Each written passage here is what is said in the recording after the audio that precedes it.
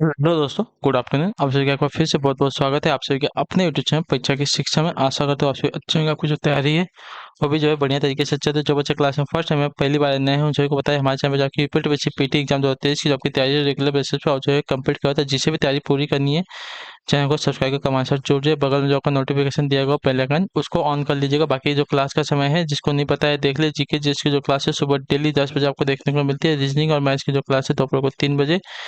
हिंदी और general awareness की जो क्लास है आपको शाम को 7 बजे हमारे चैनल पर देखने को मिलती है। ठीक है, बाकी पीडीएफ के लिए हमारे टेलीग्राम का चैनल है, डिस्क्रिप्शन में आपसे को इसका लिंक मिल जाए। फटाफट जो है टेलीग्राम चैनल से जुड़िए, अपना जो पीडीएफ है उसको डाउनलोड करके अपनी तैयारी को जो है पूरा कीजिए। ठीक है, बाकी जो है आपको पीडीएफ कल मिल गया था इसका, तो फटाफट जाइए उसको डाउनलोड कर लीजिए। बाकी जो जिसको कुछ भी पूछना है तो हम इंस्टाग्राम पे आपके पूछ सकते हैं, नीचे डिस्क्रिप्शन आपको उसका लिंक मिल जाएगा। ठीक है, तो चलें क्लास स्टार्ट करेंगे। स्टार्ट करने जिसने क्लास को लाइक नहीं, क्लास को लाइक, क्लास को अपने दोस्तों से शेयर करें। पहला क्वेश्चन देखें क्या पूछा गया है। निर्देश दिया गया है प्रश्न संख्या 1 से 5 तक नीचे दी गई तालिका में विभिन्न फसलों का 2015 से 2019 तक उत्पादन टनों में दिया गया है। तालिका का अध्ययन करें और दिए गए प्रश्नों का उत्तर दें। ठीक है, वर्ष दिया गया है 2015, 2016, 2017, 2018, 2019। ठीक है, चावल, गेहूं, गन्ना, जौ और मक्का का उत्पादन दिया गया है। ठीक है, टन में दिया गया है।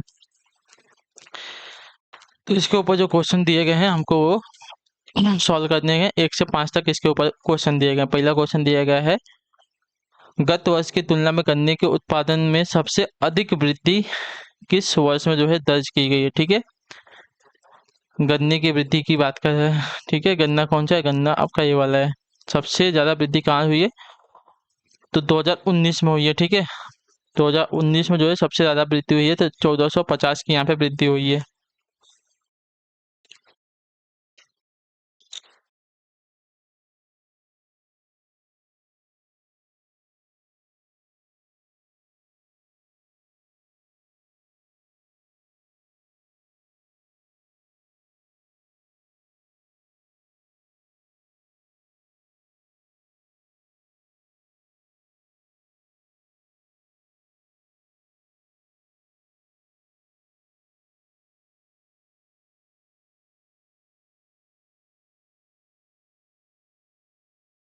पिछले वर्ष की तुलना में अगले वर्ष में पूछा है, तो कहाँ पे वृद्धि हुई, तो चलिए इसको देख लेंगे। तो 1 मिनट रुक जाइए।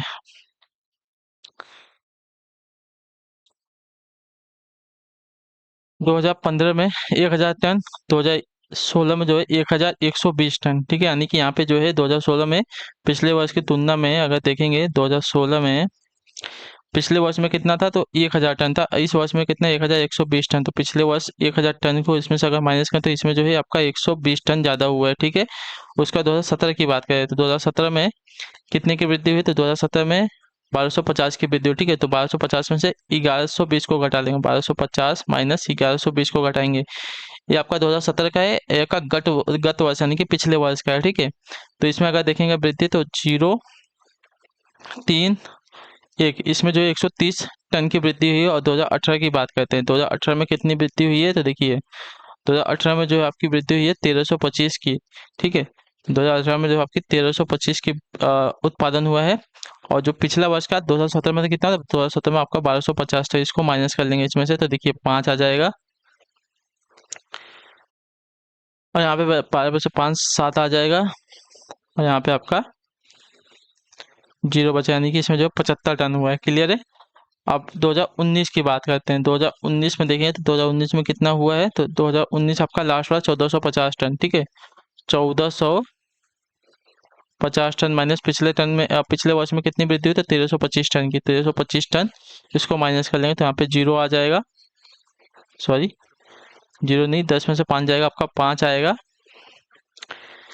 फिर क्या हुआ, 5 में से 2 गया तो 3 बचेगा। उसके बाद 4 में से 1 गया तो 3 बचेगा। और यहाँ पे 1 में 1 गया, यानी कि 135 टन यहाँ पे हुई है।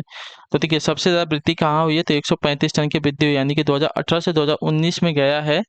2018 में 1325 टन की वृद्धि मतलब उत्पादन हुआ था। और 2019 में कितना, 1450 टन का उत्पादन हुआ है।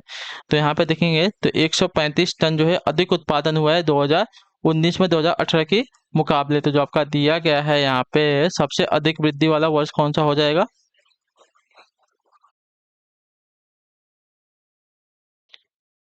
1 मिनट रुकिए। 10 में से 5 गया, 5, यहाँ पे क्या बचेगा, अच्छा यहाँ पे 4 बचेगा, 4 में से 2 गया तो 2 बचेगा यहाँ पे, ठीक है। यहाँ पे 4 में से 2 गया तो 2 बचेगा, 3 नहीं बचेगा, यानी कि यहाँ पे 125 आएगा। यहाँ पे 125 आएगा, तो देखिए आपका 125 हो गया। क्लियर है। 125, 75, 130, तो आपका जो 130 दिया गया है ये आपका सबसे ज़्यादा हुआ है, ठीक है। यानी कि 2016 में 1120 टन का उत्पादन हुआ था और 2017 में जो आपका 1250 टन का उत्पादन हुआ था। तो यहाँ पे देखेंगे तो 2017 में जो है 2016 के मुकाबले 130 टन अधिक जो है उत्पादन हुआ है। तो जो आपका दिया गया 2017 वाला ऑप्शन आपका यहाँ पे राइट आंसर, ठीक है। ये आपका मैंने जो है कैलसी थोड़ा सा आपका गलत करते थे, यहाँ पे 135 नहीं 125 है, तो 125 से ज़्यादा आपका 130 है। और 130 टन सबसे अधिक उत्पादन हुआ है 2016 से के मुकाबले 2017 में। तो गत वर्ष की तुलना में अगले वर्ष में यानी कि 2016 में 16 की तुलना में 2017 में जो है 130 टन अधिक उत्पादन हुआ है गन्ने के खेती में। तो जो आपका दिया गया यहाँ पे बी वाला विकल्प आपका राइट आंसर, ठीक है। सबसे अधिक वृद्धि वाला वर्ष जो आपका 2017। अगले क्वेश्चन बढ़ेंगे आपका दूसरा नंबर उत्तर देंगे राइट आंसर को वर्ष 2015 की तुलना में, ठीक है। तो वर्ष 2015 की तुलना में 2019 में मक्के का जो उत्पादन है कितने प्रतिशत की वृद्धि हुई है, ठीक है। 2015 से 2019, ठीक है। 2015 मक्के का पूछा है ना, 490 और 2019 में 840, ठीक है। 490 और 840। तो देखिए प्रतिशत हमको कैसे निकालना है, तो देखिए प्रतिशत में वृद्धि मैंने आपको बताया है। प्रतिशत पे वृद्धि कैसे निकालते हैं, तो देखिए कितना दिया गया था 2019 वाला, कितना था 840 था, ठीक है।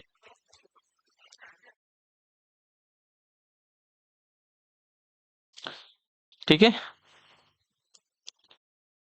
और 2015 का कितना था, तो 2015 का 490 था, ठीक है। कितने में से माइनस कर लेंगे, इतने 840 में से 490 का माइनस कर लेंगे, और 2015 की तुलना में पूछा है तो 490 से भाग देके 100 से गुणा कर देंगे। क्लियर है सभी को इसके बारे में। ये आपका प्रतिशत वाला हो जाएगा, ठीक है। तो 0 बचेगा और 14 में से 9 गया, और आपका 5 बचेगा यहाँ पे, और यहाँ पे 7 में से 4 गया, 7 में से 4 गया तो 3 बचेगा। 350 बटे में 490 हो गया, ठीक है। गुणे 100 हो गया, ठीक है। ठीक है। तो एक जीरो से एक जीरो गया, आपको ऊपर बचेगा 3500, बचे में 49। अब इसको सॉल्व कर लेंगे, ठीक है। तो अगर इसको सॉल्व करेंगे तो 728, ठीक है।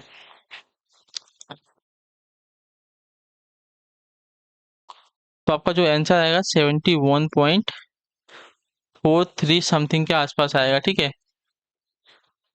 तो जो आपका दिया गया यहाँ पे सी वाला विकल्प आपका यहाँ पे राइट आंसर चाहिए, तो आप सॉल्व करके देखेंगे तो आपको पता चल जाएगा, ठीक है।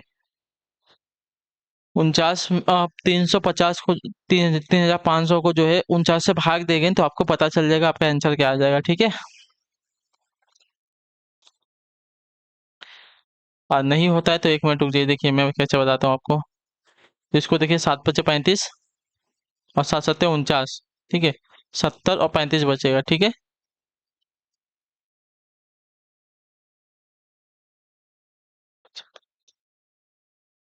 5 और नीचे 7, ठीक है। तो 70 से अगर इसको डिवाइड कर लेंगे तो कितना बचेगा चाहिए, तो ऐसे भी सॉल्व कर सकते हैं। जो आपका ए दिया गया था ना, कितना 350 और 449, तो इसको देखेंगे अगर 7 से हम डिवाइड कर लेते हैं, 70 से समझे डिवाइड कर तो 7 बचेगा, और 7 बचे 35 बचेगा। तो ऊपर जो है आपका 7 बचे 35 और 5 बचेगा, 500 आएगा ऊपर, ठीक है। 5 आएगा तो ऊपर जो है आपका 500 बटे में 7। अब इसको अगर 7 × 7 = 49, ठीक है। एक बचेगा, एक बचेगा और ये आपका जीरो उतर जाएगा, ठीक है। तो 7 × 7 71 हो गया, प्लस और उसके बाद क्या बचेगा, 71 तो हो गया, 3 3 और 0 बचेगा, यानी कि 728, ठीक है। 30 में से 28 ही रहेगा, 2 बचेगा, ठीक है। 2 बचेगा, 0 उतार देंगे, 7 × 2 = 14, 7 × 3 = 21, हाँ वही 7 × 3 = 21, मतलब 7 × 2 = 14 जाएगा। 14 जाएगा, यानी कि 71.43 के आसपास आंसर आ जाएगा। ठीक है, 74.3 के आसपास जो है आपका आंसर आ जाएगा। क्लियर है सभी को? ये जो है आपका अलग मेथड है। मैंने आपको यहाँ पे जो है बड़ा कैलकुलेशन, लेकिन यहाँ पे जो है इसको अगर 70 से डिवाइड कर लेंगे, 35 और 350 और 49 को देखिए, नीचे 7 आ जाएगा, 7 7 49 होता है, और 7 5 35, 5 ऊपर नीचे 7, तो जो 5 है इसमें 100 का गुणा करें 500 हो जाएगा, बटे में 7, 7 को अगर 50 500 से भाग देंगे तो आपका 71.3% के 4-3% के आपका आंसर आ जाएगा। ठीक है, अगले क्वेश्चन बढ़ेगा आपका, देखें 43 नंबर उत्तर देंगे, तालिका में दी गई अवधि में गेहूं का औसत उत्पादन टनों में कितना है। ठीक है, तालिका में दी गई गेहूं का औसत उत्पादन पूछा है। ठीक है, गेहूं का औसत उत्पादन पूछा है, तो गेहूं का जो उत्पादन है टोटल हमको जोड़ना पड़ेगा। 250 टन, 4,218 टन, 3,482 टन, 4,500 टन और 3,300 टन, इन सबको हमको जोड़ना पड़ेगा। ठीक है, औसत टन। चलिए, तो इन सबको हम जोड़ते हैं। औसत पूछा है तो सबको जोड़ना पड़ेगा। क्लियर है? तो देखिए, औसत जो है हमको जोड़ना पड़ेगा। तो पहले में जो आपका 250 टन का, 2,500 टन का, दूसरे में 4,218 टन का, तीसरे वर्ष में जो है आपका 3,482 टन का, प्लस 4,500 टन का, प्लस 3,300 टन का उत्पादन हुआ है। ठीक है, अब इन सबको जो है जोड़ लीजिए, और जो है कितना है, कितनी संख्या है, तो एक संख्या है, दो संख्या, तीन संख्या, चार संख्या, पांच संख्या, तो 5 से भाग दे दीजिए। ठीक है, क्लियर सभी को? अब इन सबको जोड़िए। ठीक है, इन सबको चाहिए तो आप कैलसी निकाल के जोड़ लीजिए। 0 0 2 8, यानी कि 10 जीरो ही हो गया, और ये आपका 0, यानी कि एक हासिल गया है, और आपका यहाँ पे 0 आ रहा है। क्लियर है? एक हासिल गया, आपका 0 आ रहा है।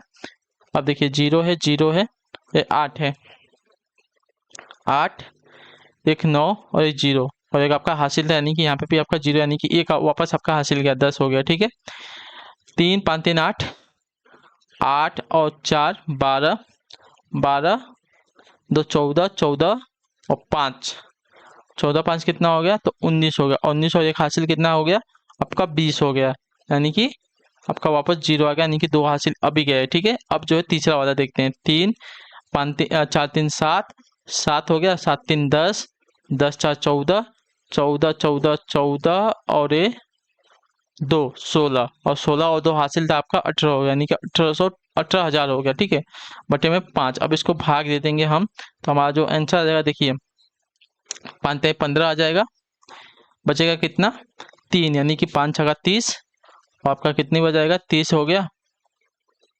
उसका दो जीरो बचा, तो आपका 2 जीरो आ जाएगा। ठीक है, यानी कि 3600 टन के आसपास आपका यहाँ पे आंसर आ जाएगा। ठीक है, तालिका में दी गई अवधि में जो गेहूं का औसत उत्पादन टनों में कितना आ रहा है, तो 3600 टन के आसपास आ रहा है। ठीक है, क्लियर सभी को? क्लियर है सभी को इसके बारे में? ठीक है, अगले क्वेश्चन बढ़ेंगे आपका, देखेंगे जौ के औसत उत्पादन और चावल के औसत उत्पादन के बीच अंतर हमको निकालना है। ठीक है, तो हमको भी वही निकालना पड़ेगा। जौ का पहले निकाल लेते हैं, फिर चावल का निकालना है। ठीक है, जौ का औसत उत्पादन निकालना है। ठीक है,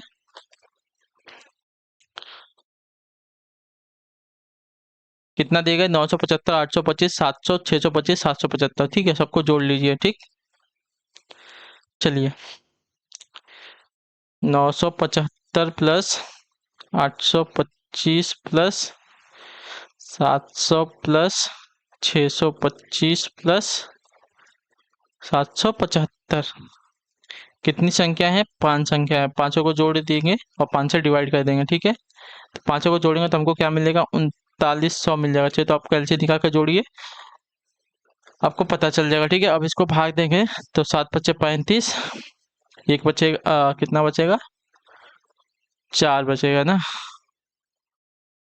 तो 60, 4 बचेगा, 40 होगा, तो 5 8 40, 78, यानी कि 780 टन आपका यहाँ पे जौ का औसत उत्पादन आ रहा है। ठीक है, अब हमको चावल का निकालना है। ठीक है, चावल का औसत उत्पादन निकालना है, चावल का औसत उत्पादन देखते हैं कितना है। ठीक है, ऊपर देख लीजिए, चावल का औसत उत्पादन कितना दिया गया है, 415, 520, 8 585, 625, 600। ठीक है, इन सबको जोड़ेंगे। ठीक है, 415 प्लस 520 प्लस 585 प्लस 625 प्लस 600, इन सबको जोड़ते हैं, कितना आ रहा है, और 5 संख्या है तो 5 से डिवाइड कर देंगे, ठीक है। इन सबको जोड़ लेंगे तो आपको 2745 टन बटे में 5 आ जाएगा, ठीक है। अब इसको जोड़ डिवाइड कर लें तो 5×5 = 25, कितना बचा, दो बचेगा और 24 हो जाएगा, यानी कि 5×4 = 20, ठीक है। 5×4 = 20 हो जाएगा तो 4 बचेगा और 5 उतर जाएगा, यानी कि 4×5 यानी 5×9 = 45। ये आपका औसत आ जाएगा इसका, किसका आ गया औसत, तो ये चावल का औसत आ गया, ठीक है। तो अब इनके बीच का अंतर निकालना है, तो अंतर देखिए, इसका कितना था, 780 टन था और इसका कितना है, 549 टन है। इन दोनों को 780 में से 549 को घटा लेंगे तो आपका जो अंतर आएगा 231 का अंतर आ जाएगा, यानी कि 231 टन का यहाँ पे अंतर आ रहा है औसत के हिसाब से, ठीक है। जौ के औसत उत्पादन और चावल के औसत उत्पादन के बीच का जो अंतर आ रहा है साथियों, कितना है, 231 टन का आ रहा है। तो जो आपका दिया गया यहाँ पे डी वाला विकल्प 231 टन आपका यहाँ पे राइट आंसर हो जाएगा, ठीक है। क्लियर सभी को इसके बारे में। अगले क्वेश्चन बढ़ेंगे, ध्यान से देखें, आपका 5 नंबर उत्तर देंगे। 2018 में गेहूं के उत्पादन, ठीक है, 2018 में गेहूं का उत्पादन 2015 के गन्ने के उत्पादन का कितना प्रतिशत है, ठीक है। 2018 की बात किया है, 2018 में गेहूं का जो उत्पादन है और 2015 में जो गन्ने का उत्पादन है, ठीक है। 2018 में गेहूं का उत्पादन कितना, पहले ये देखते हैं, ठीक है। 2018 में गेहूं का उत्पादन, ठीक है, 2018 में गेहूं का उत्पादन कितना है, 4500, ठीक है।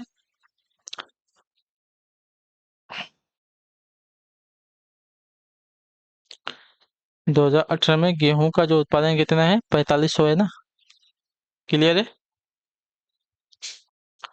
2015 में गन्ने का उत्पादन कितना है देख लेते हैं, ठीक है। 2015 में गन्ने का उत्पादन, ठीक, 2015 में गन्ने का उत्पादन थे, गन्ने का उत्पादन जो 1000 दिखाई दे रहा है, ठीक है। 2015 आपका ये है, गन्ने का उत्पादन आपका ये है, 1000 का उत्पादन हो, ठीक है। कितना प्रतिशत है इसका, तो हमको ये देखना है, ठीक है। 2015 में गन्ना का उत्पादन कितना है, 1000 है। कितना प्रतिशत है इसका, तो हमको देखिए प्रतिशत निकालने के लिए 4500 बटे में 1000 गुणे 100 कर देंगे। क्लियर है सभी को इसके बारे में। तो देखिए, 1 0 1 0 चला जाएगा, 1 0 1 0 चला जाएगा, 1 0 यहाँ से जाएगा, 1 0 यहाँ से जाएगा, बचेगा 4500%। में आपका आंसर आ जाएगा, तो 4500 आंसर, ठीक है। जो आपका दिया गया यहाँ पे बी वाला विकल्प आपका राइट है, ठीक है। क्लियर है, बहुत इजी क्वेश्चन था, आप देख के घबरा जाएंगे लेकिन बहुत ही आसान क्वेश्चन था। 2018 में गेहूं का जो उत्पादन है कितना है, 4500 है, और 2015 में गन्ने का उत्पादन कितना है, तो 1000 है, ठीक है। तो 1000 का जो है कितना परसेंट है, 450, हमको ये 4500 जो है, 4500 जो है 1000 का कितना परसेंट आपको ये बताना, ठीक है। तो 4500 को ऊपर रखेंगे और 1000 को नीचे रखेंगे और गुणे 100 कर देंगे, तो जो आपका 1000 का 3 जीरो है, 4500 के जो 2 जीरो से कट जाएगा और 100 के 1 जीरो से कट जाएगा, तो बचेगा सिर्फ यहाँ पे 1 जीरो, जो कि 10 बचेगा, यानी कि 10 का अगर 45 में गुणा करेंगे तो 4500 आंसर आ जाएगा, ठीक है। क्लियर से, मतलब 4500 नहीं, 4050 आंसर आ जाएगा, ठीक है। 4050% हो जाएगा, तो 4500 जो है 1000 का कितना परसेंट होगा, तो 4450% हो जाएगा, ठीक है। 4500 जो है 1000 का कितना परसेंट होगा, तो 450%, जो आपका दिया गया है बी वाला आपका यहाँ पे राइट आंसर, ठीक है।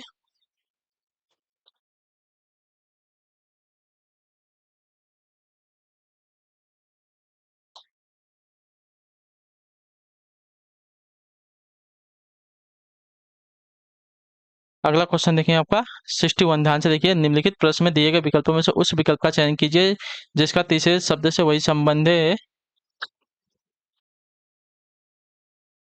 तीसरे शब्द से वही संबंध है तो दूसरे शब्द का पहले शब्द से है, ठीक है। दूसरे का पहले से, यानी कि दूसरा जो है फसल है, पहला जो है कीटनाशक है, तो फसल का संबंध किस नाटक से, उसे प्रकार एंटीसेपेटिक का जो संबंध किससे हो जाएगा, हमको ये बताना है, ठीक है।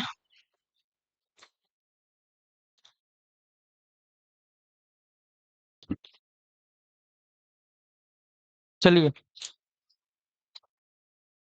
तो देखिए, कीटों से बचाने के लिए फसलों पर जो है कीटनाशक का छिड़काव किया जाता है, और कीटाणुओं से बचने के लिए जो है घाव पर एंटीसेप्टिक लगाया जाता है, ठीक है। तो घाव का संबंध जो आपका एंटीसेप्टिक से हो जाएगा, जैसे कीटनाशक जो है फसलों के लिए उपयोग किया जाता है, उसी प्रकार एंटीसेप्टिक जो है आपका घाव को बचाने के लिए किया जाता है, ठीक है। क्लियर सभी को इसके बारे में। अगले क्वेश्चन बढ़ेंगे, आपका देखेंगे 62 नंबर उत्तर देंगे राइट आंसर का। निम्नलिखित प्रश्न में 4 शब्द दिए गए हैं जिसमें से 3 किसी तरह से एक समान है, एक अलग है, उसका विषम चुनना है। चकोतरा, नींबू, संतरा, सेब। तो देखिए, चकोतरा, नींबू और संतरा ये सभी के सभी क्या है तो खट्टे पदार्थ हैं। लेकिन सेव जो है आपका खट्टा नहीं, तो जो आपका डी वाला विकल्प देगा आपका यहाँ पे सही उत्तर। सेव को छोड़कर अन्य सभी जो है खट्टे फल हैं। ठीक है, क्लियर सभी को। अगले क्वेश्चन बढ़ेंगे 63 नंबर। यदि एक निश्चित कोड भाषा में देखिए टीचर को ऐसा लिखा था मतलब ऐसे रूप में कोडित किया जाता है, तो उसी कोड भाषा में जो है स्टूडेंट को कैसे कोडित किया जाएगा। ठीक है, चलिए सॉल्व कर दिए इसका, शुरू हो जाइए। आप लोग कैसे करना है आपको पता है, मैंने आपको कई बार बताया भी है, तो इसको लेके शुरू हो जाइए। ठीक है, पहले जो आपका टीचर दिया गया उसको देख लेते हैं।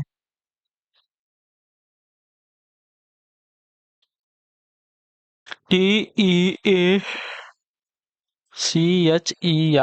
ठीक है, तो टी से साथियों क्यू हुआ है। तो टी आपका कितने नंबर 20 नंबर पे आता है, क्यू जो आपका 17 नंबर पे आता है, यानी कि 20 से 17 गया तो -3 हुआ है। ई से आपका क्या हुआ, तो ई से साथियों बी आता है। ई आपका 5वें नंबर पे, बी आपका दूसरे नंबर पे -3 हुआ है। ए से देखेंगे तो आपका क्या हुआ, एक्स हुआ है। ठीक है, तो उल्टा जाएंगे, ये आपका पहले नंबर पर, उसके बाद उल्टा जाएंगे। अगर -3 से करेंगे तो जेड वाई एक्स, यानी कि यहाँ पे भी आपका पीछे 3 गया है।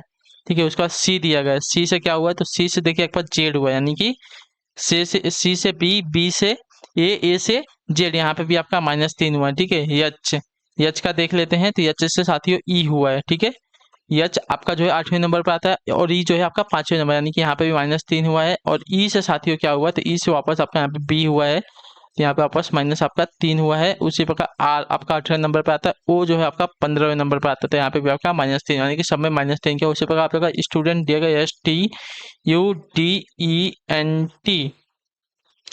तो यस जो आपका 19 नंबर पे आता है, -3 करेंगे तो आपका कितना हो जाएगा, तो 16 हो जाएगा। 16 पे हमको क्या मिल जाएगा, पी मिल जाएगा। ठीक है, टी, टी आपका कितने नंबर 20 नंबर पे आता है, -3 करेंगे कितना जाएगा 17, 17 पे आपको क्या मिल जाएगा, आपका क्यू मिल जाएगा। ठीक है, उसके बाद यू, यू आपका कितने नंबर पर 21 नंबर पर आता है, -3 करेंगे तो आपका क्या हो जाएगा साथियों,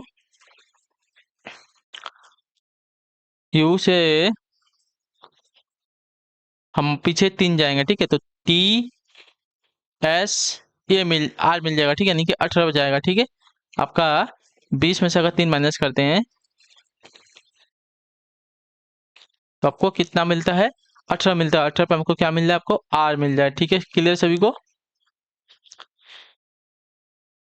क्लियर सभी को यहाँ तक। तो उसके बाद डी दिया गया, डी आपका चौथे नंबर पे आता है, -3 करेंगे। ठीक है, डी आपका चौथे नंबर पे आता है, -3 करेंगे तो क्या मिल जाएगा, 4 में से 3 जाएगा तो आपका 1 बचेगा ना, तो ए पे आ जाएगा। ठीक है, पहले पे आएगा तो ए आ जाएगा। उसके बाद ई आपका 5वें नंबर पे आता है, पीछे 3 जाएगा तो हमको बी मिल जाएगा। उसी प्रकार एन जो है आपका कितने नंबर पे आता है, तो एन जो आपका 14 नंबर पर, -3 करेंगे तो आपका 11 पे आ जाएगा, आपका के मिल जाएगा। ठीक है, उसी प्रकार टी, टी आपका कितने नंबर 20 नंबर पर आता है, यहाँ पे हमने किया था, तो इसमें अगर +-3 करेंगे तो आपको पीछे जाना पड़ेगा क्यू पे। ठीक है, क्लियर। तो P Q R A B के क्यू जो आपका बिल अभी कब देगा, आपका यहाँ पे राइट आंसर हो रहा है। ठीक है, क्लियर है।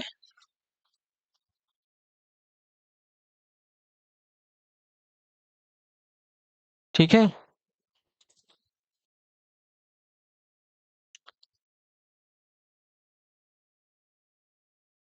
सब में -3 किया है। अगले क्वेश्चन बढ़ेंगे 64। एक महिला को इशारा करते हुए एक लड़की कहती है उसकी बहू, यानी कि महिला की बहू की शादी मेरे पिता, महिला की बहू की जो शादी है मेरे पिता, यानी कि लड़की के पिता, बहू के पति से, यानी कि इसके जो पति हैं लड़की के पिता हो जाएंगे। ठीक है, इसके जो है पिता हो जाएंगे। क्लियर है। अच्छा, एक मिनट रुक जाइए। बहू की जो शादी है मेरे पिता की सास के इकलौते बेटे से हुई है।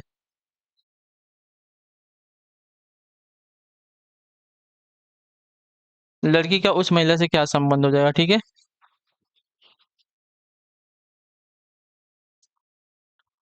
ठीक है, एक मिनट रुक जाइए। देखिए क्या बोला है, इशारा को तो उस, एक महिला को इशारा को तो एक लड़की क्या कहती है कि उसकी जो बहू है, मतलब महिला की जो बहू है, महिला की बहू की जो शादी है, महिला की बहू की जो शादी है लड़की के पिता, ठीक है, यानी कि मेरे पिता, यानी कि लड़की के पिता की सास, पिता की सास की इकलौत पिता की सास के इकलौते बेटे से हुई है।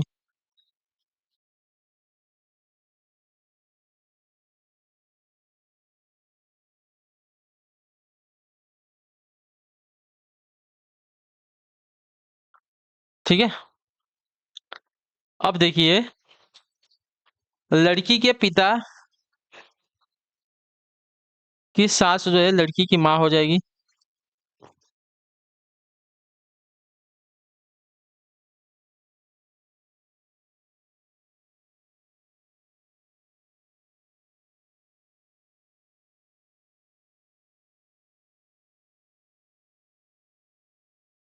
एक मिनट रुक जाइए, उसकी बहू की जो शादी है मेरे पिता, मतलब इसके पिता, लड़की की लड़की की पिता की सास यानी कि इन्हीं की ये बहू जो है इसकी माँ से, ठीक है, अगर बहू है महिला की, अगर इसकी सास अगर देखें यहाँ पे सास के इकलौते बेटे, सास के इकलौते बेटे,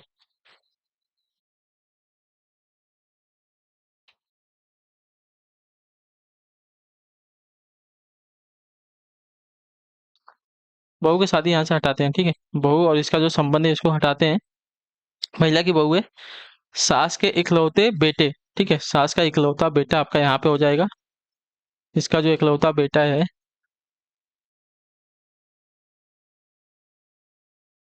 बेटे से हुई है, ठीक है, ये महिला है, इसकी बहू हो जाएगी, ठीक है, यानी कि इसकी बहू हो जाएगी। क्लियर है सभी को? तो लड़की का उस महिला से क्या संबंध हो जाएगा, ठीक है। अब देखिए,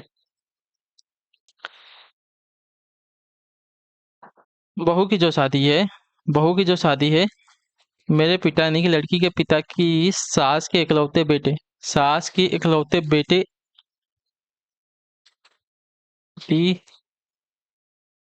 की सास, तो पिता नहीं है, मेरे पति, अच्छा पति दिया गया, पिता नहीं दिया गया, पति दिया गया है, लड़की का पति है ये, ठीक है, ये इसका पति। अब देखिए बताता हूँ आपको, बहू की जो शादी है मेरे पति यानी कि इसकी जो पति है, लड़की का पति है, पति की सास,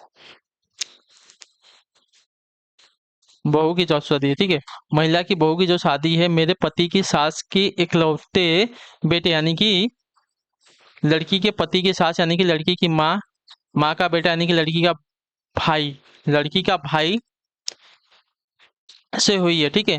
तो अब लड़की का उस महिला से क्या संबंध हो जाएगा, ठीक है। देखिए,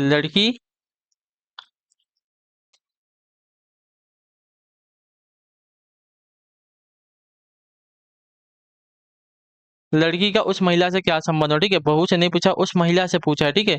महिला को इशारा करते हुए एक लड़की कहती है कि उसकी जो बहू है यानी कि जो महिला है, महिला की जो बहू है मेरे पति की सास यानी कि लड़की के पति की सास यानी कि लड़की की माँ के इकलौते बेटे यानी कि लड़की का भाई हो जाएगा, पति की सास यानी कि लड़की की माँ हो जाएगी, लड़की की माँ का इकलौता बेटा यानी कि लड़की का भाई हो जाएगा, इसकी बहू है यानी कि लड़की और महिला का संबंध पूछा, ठीक है, लड़की और इस महिला का, बहू का संबंध नहीं पूछा, लड़की और इस महिला का संबंध पूछा है। तो महिला की जो लड़की है क्या हो जाएगी, बेटी हो जाएगी। तो जो आपका ये वाला विकल्प देगा आपका यहाँ पे राइट आंसर, ठीक है। क्लियर सभी को इसके बारे में? लड़की के पति की सास, ठीक है, लड़की के पति की जो सास है लड़की की माँ होगी। क्लियर है सभी को? लड़की की पति की जो सास है लड़की की माँ हो जाएगी, उसकी माँ का इकलौता बेटा जो ये बेटा है लड़की का भाई हो जाएगा। क्लियर है? महिला की बहू की जो शादी है, महिला की बहू की मतलब ये जो सास है इसके पति की, ये महिला है वही है, ठीक है।